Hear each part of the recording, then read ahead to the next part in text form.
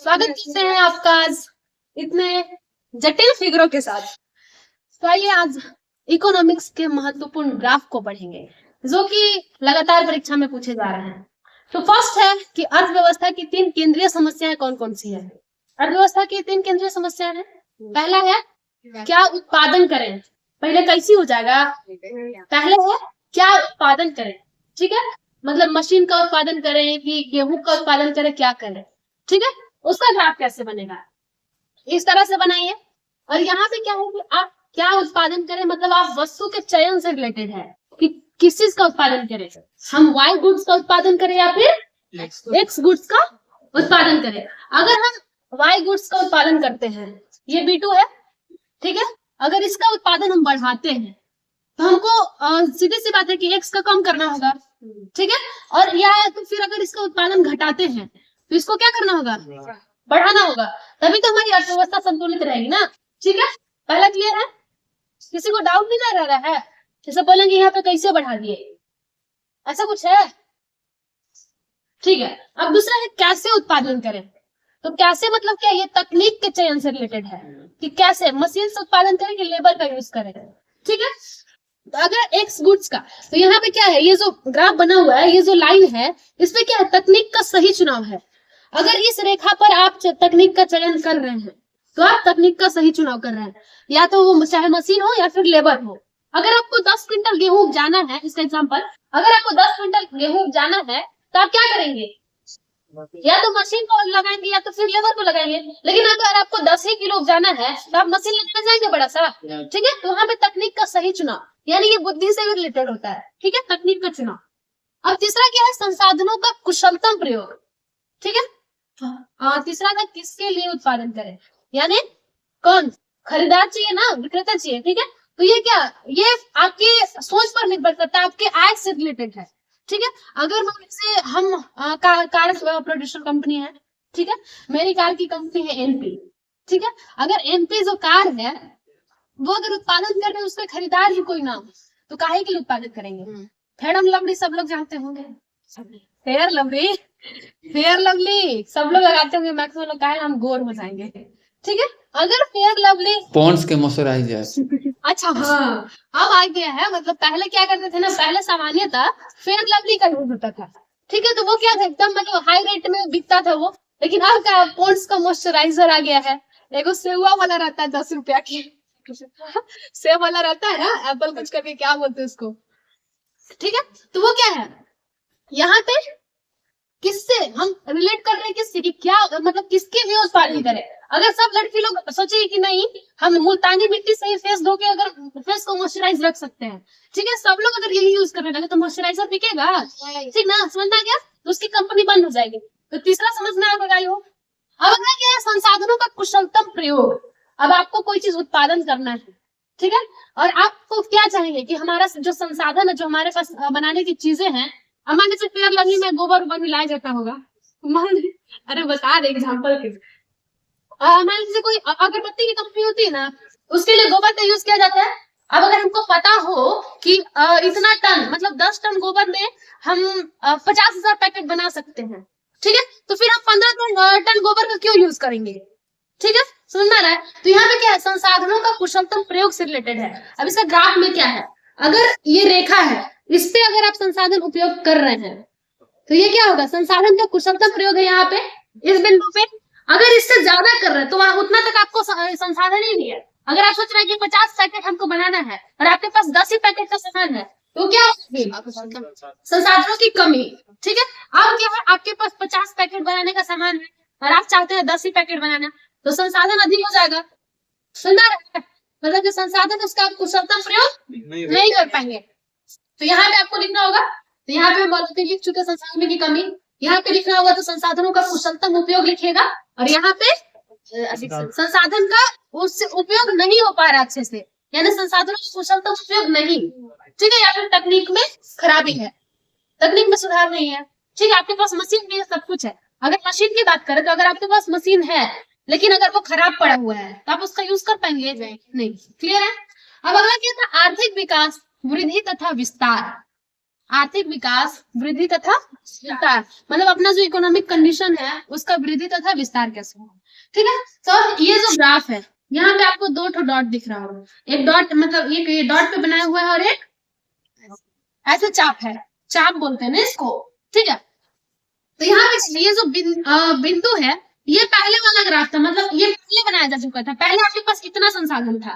ठीक है, तो अगर आपके पास पहले मान लीजिए इतना, मान लीजिए यहाँ से यहाँ तक 10 यूनिट है, कितना यूनिट है? 10 यूनिट है। तो आप 10 यूनिट अगर आपके पास संसाधन था तो आप 50 यूनिट वाई वस्तु का उत्पादन करते थे या एक्स वस्तु का उत्पादन करते थे, लेकिन आपके पास संसाधन ही बढ़ के 15 हो गया। कितना हो गया? 15 यूनिट। तो आप ज्यादा संसाधन का भी उत्पादन करेंगे। ठीक है, ज्यादा उत्पादन करेंगे ना, अगर आपके पास संसाधन ही ज्यादा हो जाए तो उत्पादन भी ज्यादा होगा। क्लियर है? अच्छा, ये वाई गुड्स और एक्स गुड्स, अब देखिए इसमें भी कंडीशन है, इसमें भी कंडीशन है। यहाँ पे क्या होता है, अगर आप वाई का उत्पादन ज्यादा कर रहे हैं तो एक्स का भी उत्पादन ज्यादा होगा, क्योंकि यहाँ पे आपके पास संसाधन सफिशियंट है। ऐसा नहीं आपको मतलब एक ही कोई सीमा रेखा ना जाएगा कि इतना ही है आपके पास संसाधन, आपके पास अनलिमिटेड रिसोर्स है। ठीक है, तो आप जितना वाई का उत्पादन कर रहे हैं उतना ही एक्स का भी कर सकते हैं।